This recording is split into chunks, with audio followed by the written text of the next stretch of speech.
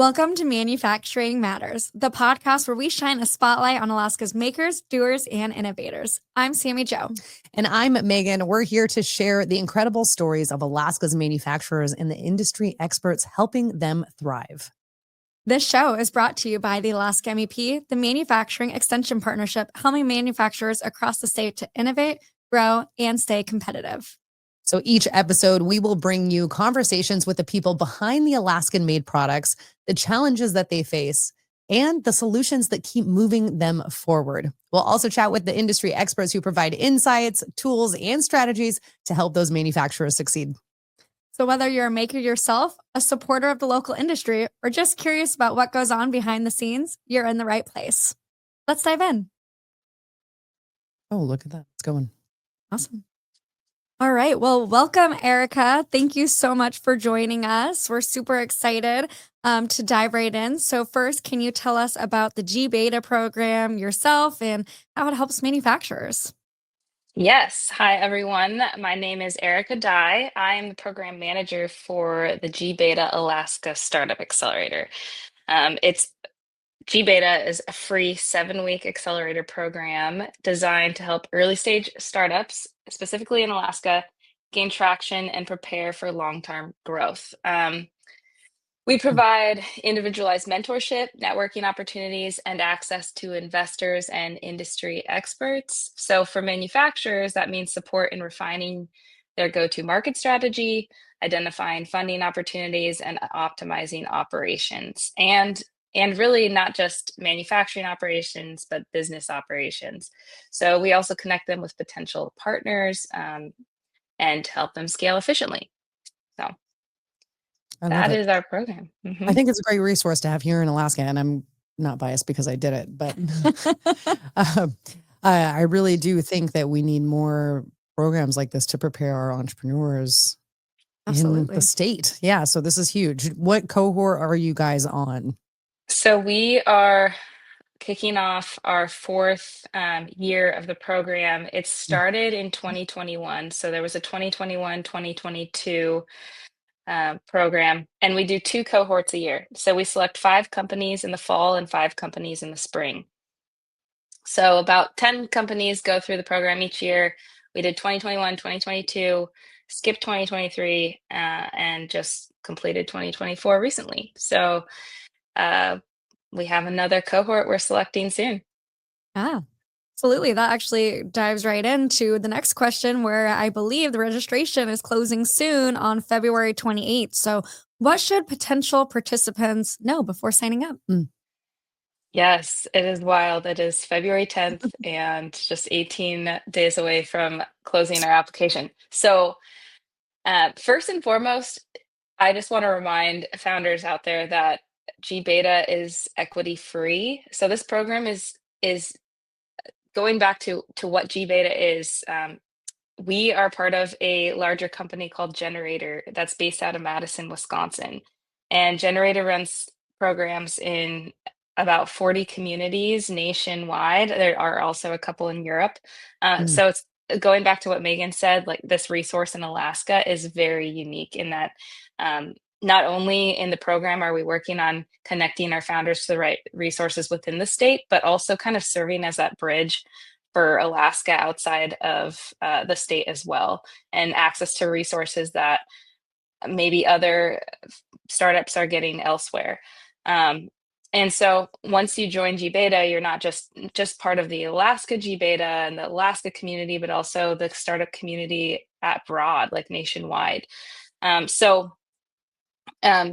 Before signing up, back to what I said at the beginning, it's equity free. That is because this program's sponsored by the University of Alaska Fairbanks Center for Innovation, Entrepreneurship, or commercialization and entrepreneurship. It's a mouthful. Center ICE, as it's known. I could have just stuck with that. But yes, and it's about, as far as like the first thing, founders are busy. So the first thing that a lot of founders are like, I just don't have the time. I'm working on my startup, or I'm just not ready. I'm not at that point. But the time commitment is about 5 hours of face time. So I would expect 5 to 10 hours of per week, and they get significant value from one-on-one coaching, mentor connections, and exposure to investors. And what the program does, it's a huge momentum builder. So, like, if you're hesitant on anything, Mm. I just encourage you to just like go for it. And the not to overhype the application process in your head either. It's just to get the ball rolling to start a conversation with you. So that's what I like to say when it comes to applying. So what do you throwing you off maybe a little bit, but in this application process, what I think you said what 5 businesses get chosen? So Mhm. what are you kind of looking for? Like what stands out Great among question. the rest of the applications Mm, that'll really kind of give you that edge that you Sure. need? mm, Yeah. So we're looking for early stage startups with high growth potential. The funny thing is, uh, some startups don't realize that there's a high growth potential until they've stepped outside of the bubble of who they're talking to, and they realize, hey, I actually have a startup, not just a small mm, business, or there's other markets that this can go to and expand to, or maybe they're working on something innovative in their process of building their startup. So, but really, like the what we look for is also just kind of, have you made progress in the last since this was an idea in your head? Like, what steps are you taking now? Um, and so, anyway, really just kind of looking at high, is there even the potential to grow? So, which applies to most people, but yeah. Nice. And I think that's a really good point that you made where yes, startup, but you could be a company that has a new product or a new design or new innovative thing that then could qualify you for this program because that idea or product is just starting up. Yes, and I want to add something to that as well. We look for founders who are interested in solving a problem or interested in solving their customer's problem, and mm. not just want to see this, aren't just building this thing for themselves necessarily. And you know, which is cool too. But and if it's the founders that are successful, is like often the companies we are buying from today, the products we're buying from, they went through several pivots and changes to adjust the needs of their customers, and they were listening to the customers that said no, or they were willing to change in some way to meet, to do what product market fit. And so that too is, especially early stage, early on, it's a risky um, business to invest in the startup, right? And so the founders that are flexible and responsive to feedback, both from the customers and investors, etc., are really the ones that are going to come out successful. Coachability. Yeah. Coachability, exactly. Coachability. Very Sums it important. up. Right. Yeah. Hmm. Yeah. Got to be able to work with the people, you know? It's Right. like have an open Absolutely. open mind, right? It's like we're dealing with people that have been in business and stuff, and like we're all here to learn from each other and grow. And yeah, I think if you're closed off, that's not gonna mesh. Right. Yeah. You won't be able to get the full benefits of the Mm. program, sounds like. Oh, that makes sense. Well, Um, sure. Where founders have, and I don't want to diverge too far yeah, from the question, but where founders have, um, you know, we we don't want you to waste your time either. So right. some people spend 2 years like in the closet just building their product, and like, Mm. oh, we know exactly what the world wants, and then they push it out into the world and they don't make a single sale. And it's because they never did that discovery early on to make sure that they had a product that people actually needed and wanted. Yeah.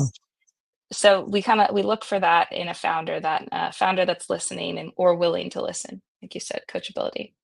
So I have a question then, because we do have other programs available in the state, like Upstart Alpha, which helps with that Mhm. discovery part and really figuring out your customer. Is is that a good first step before going to? Should people have that figured out before going Mm. into gBETA?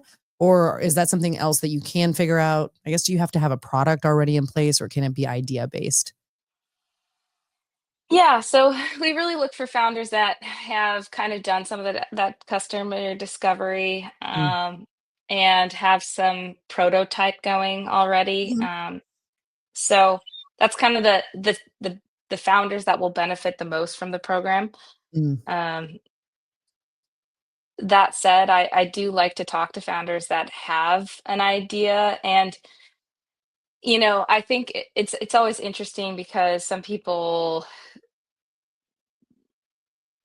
have are f- y- where people put themselves in their head as to where they're at in their company, can be mm, so different. Like two of the same people, one might think they're farther along than the other, and it's actually not so. So I like to just break down that barrier and just meet anyone with an idea. Um, but ideally has done some customer discovery before they come into gBETA. And Upstart Alpha is a great place to start. iCore with UAF Center ICE is also mm. big focus on customer discovery. Nice. Yeah, it's like you said, ready for momentum, right? Yeah. G beta, you're Y- ready to roll. Yes, yes. That said, the customer discovery kind of never ends sometimes. It's like Right. even once you enter that sales process, you're still kind of doing customer discovery all the time. Yeah, always Right. learning. Yep. Mhm. Keep growing. So since this program has been going on for, I believe you said this is the fourth year or the fifth year? This will be the fourth, so we've Fourth year. 3 years. Mhm. Perfect. Three So can you 3 years in share pocket. a success story from a manufacturer Mm, that has gone through the gBETA program? Yeah, so one great example of even just our most recent cohort for fall 2024 mm, is Pan Alaska, which is pioneering a modular building technology for Arctic conditions. And they've developed a high performance insulated structural panels that simplify construction in remote areas. And through gBETA, they refined their business strategy, they improved tremendously in what to focus on and how to communicate their value proposition, and has expanded their network and secured partnerships that has helped accelerate growth. Right, and um, they're an example of a company that kind of definitely was already in the process of manufacturing when they came into gBETA. yeah. And currently they're talking with investors that they met through the gBETA program, and Mhm. pursuing these different avenues, leveraging the connections that they made in the program. Amazing. Yeah, smart. Yeah, we learned. I really like Pan Alaska. Great idea. And Right. then also, we talked to Glenn. We met him. He's the founder, and had no idea that he had founded Gulch Yeah. Brewing Right. also. Yeah.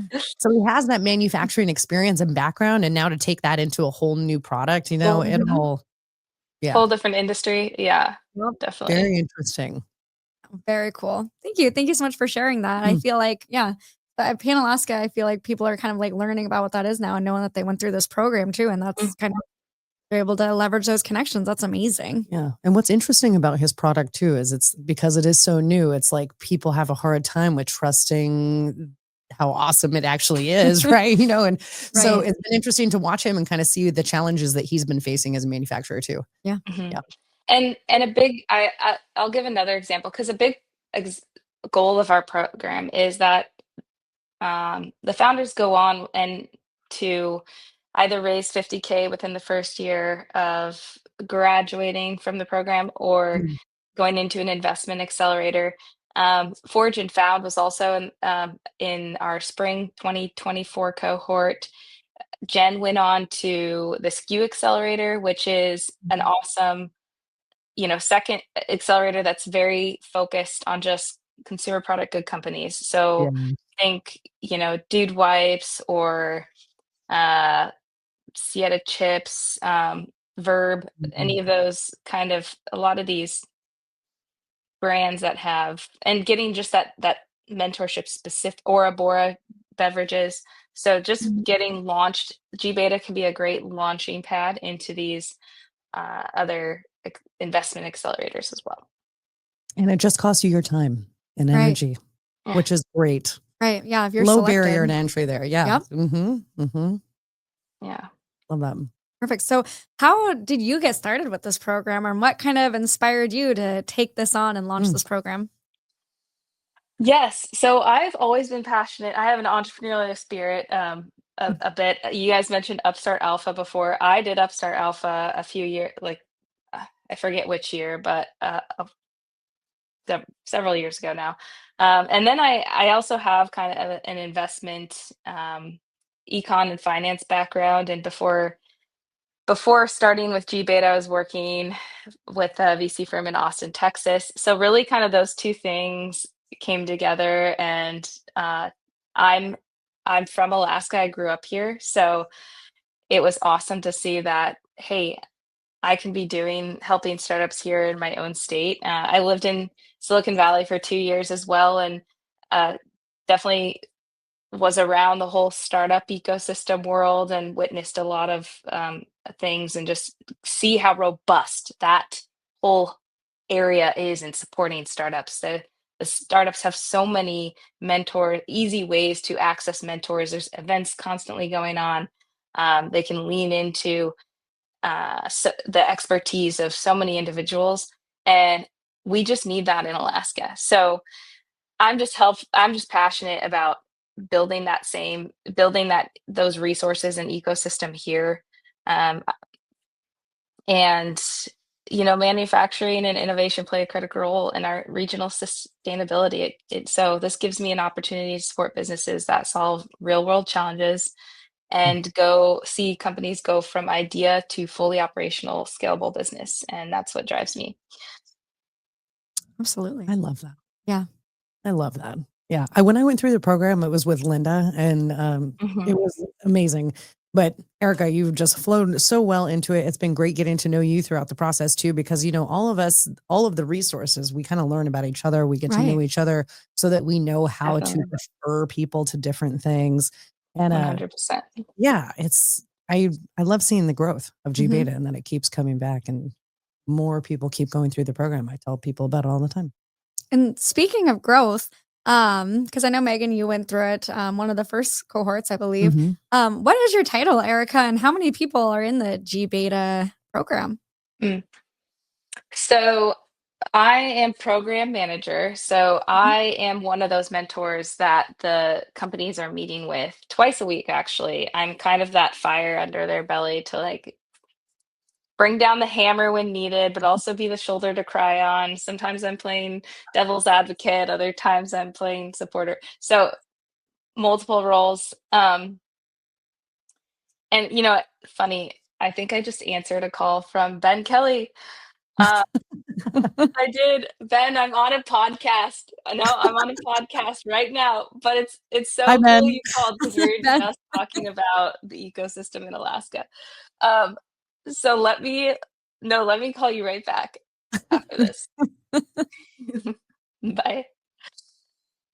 I accidentally answered that call with my computer, but So going funny. back to what you said, like the cool thing about this role is just if Ben Kelly, he's one of the mentors for he comes and comes to our mentors forum. He's an awesome resource for startups. He also works with Upstart Alpha. And that's what's just so cool. That's going back to that mentor experienced people to lean on, things that otherwise Alaska doesn't have. Right. Um, so anyway, back to your most recent question. My role is program manager. I meet with the startups or beginning, end of the week in the program. I still meet with the alumni every month. Just got texts from like two or three of them this morning.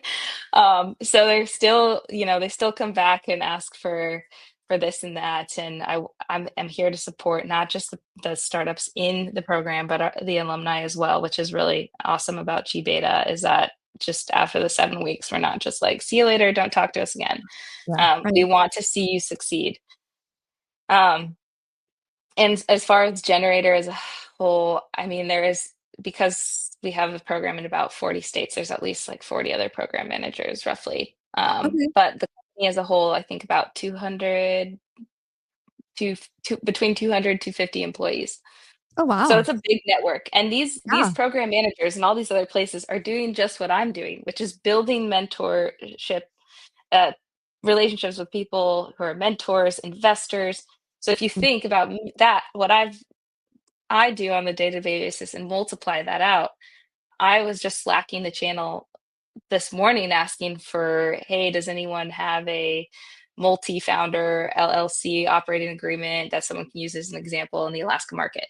So it's a cool resource in that respect. That it's it's a big company. So Absolutely. I mean, we're very familiar. MEP, we have nationwide network. All Right. the yeah, MEPs, all the states have a different MEP. And so being able to lean on that resource, man, yeah, it's a huge network that a lot of people in Alaska aren't really seeing, right? Like, Right. I don't hmm think most people realize that we're connected to that network or that you guys are connected to that That bigger network. generator network, Right. which really can advance you because, I mean, who you Nationwide. know, the connections, the asking for help. Yeah, it's Right. huge. And going back, and then I swear I'll move forward with the questions. But one more thing that struck me. So you're talking about how it's not just the 7 weeks, like you are there for the alumni. I mean, I know Megan, she's huge on building community, and that's something that we've been really trying to build with the manufacturing community and the manu mixers. So Mhm. are these alumni, are they all connected in some way? So after they're through the program, it's not like they also have gBETA and the nationwide, but they also kind of have each other as a community to yes, kind of refer back to? Because that's huge. hmm yeah, and it's really Mm. at that point, it's whatever you put in is what you get out, sort of thing. So if you want to be connected to the alumni network, you ideally are. So I try to continually host kind of events here and there for alumni to get together. Um, Mm. and some alumni really take advantage of that. So it's fun to see. Yeah, that's amazing. Thank you. Thank you for sharing that. Um, so moving on to, people are in the they're in the program. Have you seen certain challenges that manufacturers seem to be facing, and how is that gBETA addresses them? Like, has there been a certain amount of challenges that you kind of see repeatedly Hmm, um over the program? good question. Sure. I would say, once again, especially manufacturers, especially small scale ones, often struggle with kind of three main challenges. One is scaling efficiently, so finding the right process, technology, and supply chain partners, and that can be Mm. very daunting. Going back to kind of an earlier question of where are companies when they enter the program, it can be very varied, which is neat because if there's an or stage company in the program, they their progress often inspires a more mature company, vice versa. A mature company really inspires the early stage company. And as kind of an example, um, Swiftly Sound is a company that was in our last cohort. She met her um, manufacturer through a mentor who connected her to some the like dream manufacturer for her. Nice. And Nice. so just finding that supply chain and like figuring out the right kind of partner. She was looking for someone that was more involved in the whole supply chain than just one piece. So Mm. things Right. like that, just finding that right technology or process, or like they might have most of the puzzle worked out, but they're missing one piece. So scaling and and they might have another thing is just again leaning into the mentorship aspect of the program. A lot of people have already stepped through these things, so can say ask these questions. You're like, oh, I didn't realize that. Like, yeah, I'm gonna have to think about that a month from now. It's good that I know that that's gonna come up as an issue, and so really preventing those mistakes as well, and making sure that you're laying the pieces out right early on is just crucial.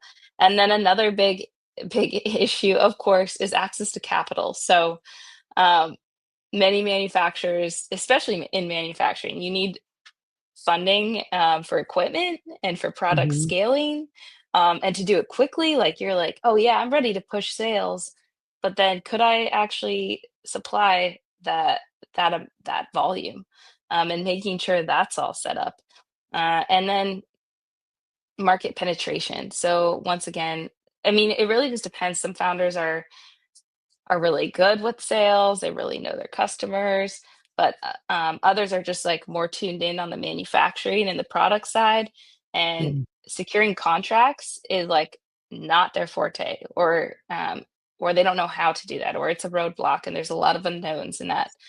So GBeta addresses these by providing the mentorship connecting startups with investors, helping them refine their business models, their revenue models, to attract customers and funding. That's amazing. So Yeah. I feel like that's been a big when we meet with our manufacturers, you're kind of hitting on all those challenges that we hear all the time. So the fact that this program, 7 weeks, you're able to make those connections right there. I mean, that's huge. Oh my gosh. Yeah. Mhm. Seriously. Yeah. Mhm. It happens so fast. I mean, 7 Right. weeks goes by really fast, Right. you It know? does. Yeah. Yeah. But So it builds so much momentum. So right. it's yeah, it's great. Right. Which is so exciting. Right. And actually leads me to another question. So I'm sorry if I'm throwing you off, but what would you say, since we know that this amazing program is free, you just have to apply and you have to be accepted, but it takes a good amount of time. So what would you say to a startup that's, they're in the thick of it. So maybe they are a business, but they have like a new product that they're launching and they're like, "Oh, I want to do this. I want this so bad, but I'm just worried I don't have the time." Or maybe this is their like second Mm. thing, because a lot of times startups that's how they begin. They have a full-time job and then this is kind of their dream that they're, babying it. What would you say to that hesitation maybe of someone that's trying to battle like, "Yes, but I'm scared I don't have the time." Mm. Mm. I mean, I'd say, what do you have to lose? It's a free program that gives you access to mentorship investors. You have a team behind you that's just as invested in your success as you are. So having that team of people, not just me, but Mark Lambert, our mentor in residence, Linda, and all the mentors and then the investors as well, even that show up to these programs are here to help. So I have all of my alumni send monthly updates to what we call their friends of company list. That is all the mentors they met through the program, investors, and any friends and family. All those things, all those network that network they built through the program that has now grown, hopefully, and asking for things because those people came, and myself included, and the whole generator network is here to just help you. So you're like, if you're concerned about time, this is only hopefully going to build the team you have behind you. Mm. So that's what I would say. Even if you're not sure you're ready, the resources and relationships you gain through gBETA can be game changing. So we work with founders at all stages, and our goal is to set you up for long term success. I I love would that. say too, it's an investment, right? Mhm. Like if you Mhm. really, how are we supposed to achieve our dreams unless we Right. put a little bit of blow on that fire, Yeah. and give it a little bit of On energy. Yes, and honestly, this is the minimal way you can do that. I mean, Right. it is like a free, like, you try and make 40, or, you know, last cohort, I think it was is I brought 30 or more, 32 investors to Wow. investors forums. Like, that is a big lift sometimes, and someone else is doing that for you. So, and that's just like feedback that you can use, and a network you can use. So it's honestly a minimal. The time piece on your end is a minimal investment. No, absolutely. Yeah. And I like what you said first. What do you have to lose? It's free. And like you're Exactly. doing a lot of that work that they then will still have to take the time and it's probably going to take them longer. Huge So benefit though. Yeah. Mm. absolutely. Hmm. Perfect. So next I kind of wanted to dive into how gBETA supports innovation and business growth for small businesses. Sure. Well, we focus on helping manufacturers, again, innovate not just in product development, but also in business operations. So in product development, that's going to be a lot of your customer discovery, um, maybe maybe conversations with mentors who are uh, in the same industry as you, or have really technical technology expertise or something. But also aside from, I've highlighted the mentorship aspect a lot, but we also have our weekly lunch and learns, which is really just a lot of focus on like cash flow, competition, comparables, go to market strategy, market size. And through all of this, founders gain insights into lean manufacturing, new market opportunities, understanding the industry. And then on top of that, the mentor network includes experienced entrepreneurs, investors, and industry experts who help participants navigate those challenges and optimize their growth strategies. So, Yeah. I love that. All the things, learning, all the connecting, things, Right. you're going to get it all. I love that. all the Kind of things. thrown off again, but does AI, how is AI integrated into your Mm, program? Or is that a topic that is touched on? Maybe not the first one, but maybe it's touched on now since it seems to be just such a rapidly growing thing, Technology. technology, Yeah. right? yeah. I, I would say that this is where the whole customization part, the one-on-one coaching piece comes in. Founders they're meeting with me and Mark Lambert for an hour twice a week. That this is time to really dig in and like be like, okay, what roadblocks are you featuring? Oh, did you know that there's an AI tool for this? So really, like, we're not just going to spurt Mhm. AI tools at you that are like, oh, here's a list of AI tools you could use. Now go through that list of 50 things and see what's relevant to you. Um, so no, we don't have like some designated like lecture or something like that on AI tools. It's more of like AI tools is the reality of today. And Mm. we are in the same, like, startup companies often kind of hit the same roadblocks. So like I may know about some AI tools that Mark doesn't, vice versa. Mark knows about some that Right. I don't. Your mentors that you meet in the program are using AI tools, or investors know of AI tools, and other people, like, I hear about cool AI tools from my generator network all the time that said, hey, I have a company manufacturing this, or Wow. needs help with design. Look at this cool AI tool. So it's more of just weaved, kind of like Yeah. uh, just the fact that we're all using internet is just it's just part of everything. So I would say that's kind of how we use it. No, I like that. Tailored Tailored. recommendations. Taylor, Yeah, I like that. yep, I'm like, it's not just one solution fits all. You're, learning about the startup, the Meeting them business. where they're at. Yep. Mm-hmm. Yeah, smart. exactly. Exciting. Yeah. So looking ahead, where do you see the program evolving in the next few years? Um, you know, we're focused on expanding our reach really to support. Again, this is only 3 years.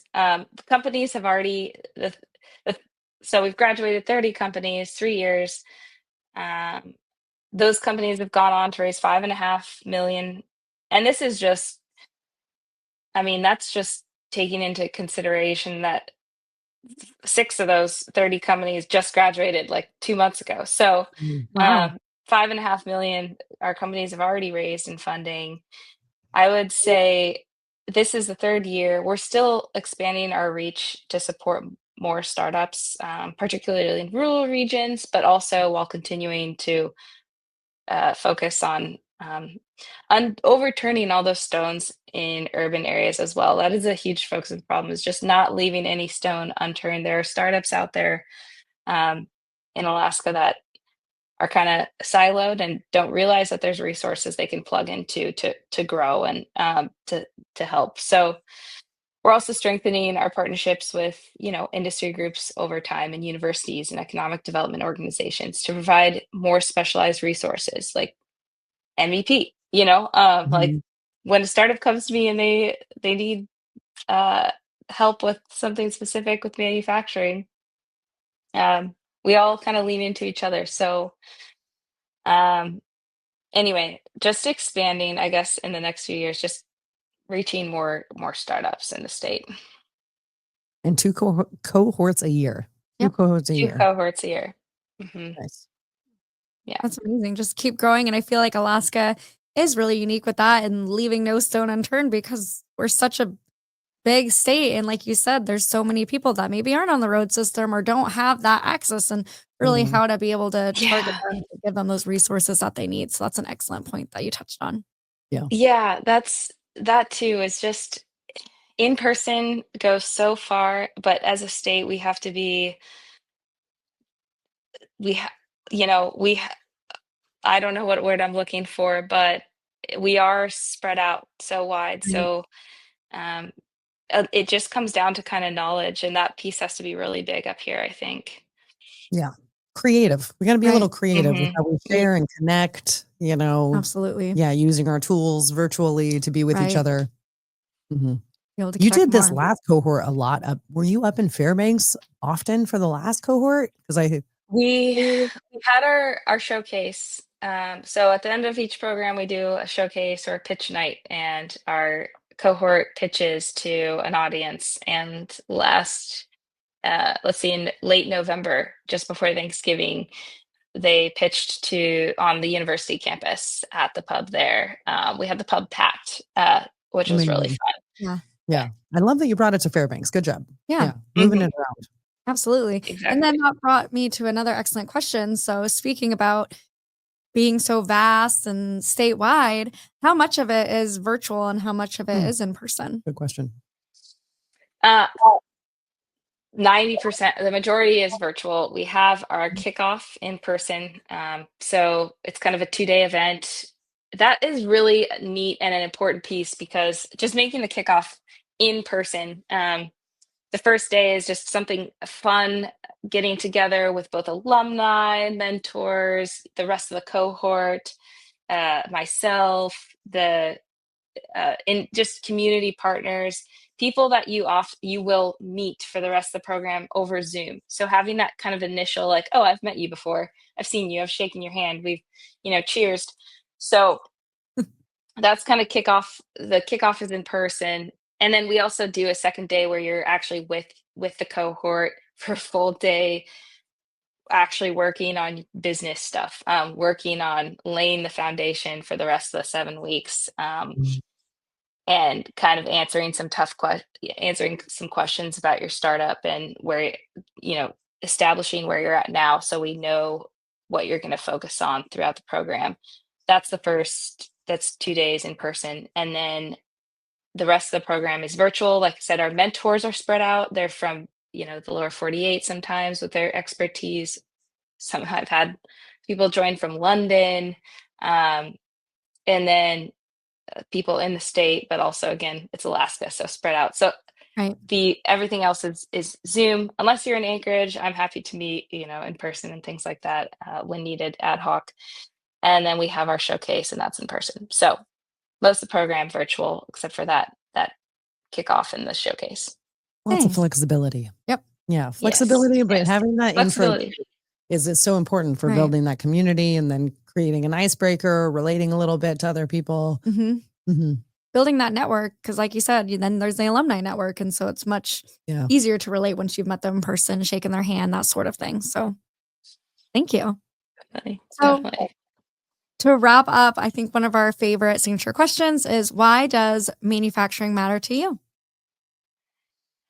Well, manufacturing is the backbone of innovation. It turns ideas into real, tangible solutions. It's how ideas become reality. Um, I just think of like like manufacturing is so core to so much innovation, and it's also how communities create jobs and how we solve global challenges. So Right. manufacturing is just like you can't erase manufacturing from innovation. Like it's a piece in Mm, it, no matter um, what it is. Even if some startup is like that's not their core thing, they're leaning into manufacturing in some way we're um, gonna rely in on the things value that are chain. needed. Yeah, Yeah, Yeah. if yeah, things break down in manufacturing somewhere globally, we all like freak out. Mhm. So it's totally. Pick it's out like the egg. we can't get Right. by as a Yeah. community without it. And so from, building resilient housing to improve clean energy to improving clean energy solutions or whatever it is, Um, the ability to make something tangible that improves people's lives, even in a fun way, is what makes manufacturing so exciting. So um, it's essential to community. I'm passionate about helping manufacturers because their success fuels the broader industry advancements and strengthens our communities. And Alaska is my home. And so it's historically been a place of opportunity and it still is today. And I don't see how manufacturing can be disconnected from that. Love that. Couldn't have said it better myself. Right. Let's strengthen our home, strengthen That's Alaska. right. That's right. Create more jobs, all the things. Yeah, manufacturing touches everything. It's part of everything that we do. So thank you so much for being with us and sharing about gBETA, the upcoming program. This episode is going to be launching on day before the application is due for this February 27th cohort. It's February 27th. This episode will be launching. So you have one more day to get your application into gBETA, 7-week program. It's free. What do you have to lose? Right. What do you have to lose? Erica said it here. Take the chance. Take the opportunity. Why not? Yeah. Invest in yourself. Thank you so much for having me. This was so fun. This was super awesome. Yeah. Thanks, Erica. See you later. Bye. Thank you. That's a wrap on another episode of Manufacturing Matters. A huge thank you to our guests for sharing their journey with us. If you enjoyed today's conversation, make sure to subscribe, leave a review, and share this episode with a fellow maker. And want to take your manufacturing business to the next level? Visit alaska-mep.com and schedule a free consultation with our business team. Until next time, keep building, keep creating, and keep proving that manufacturing matters. Crushed it.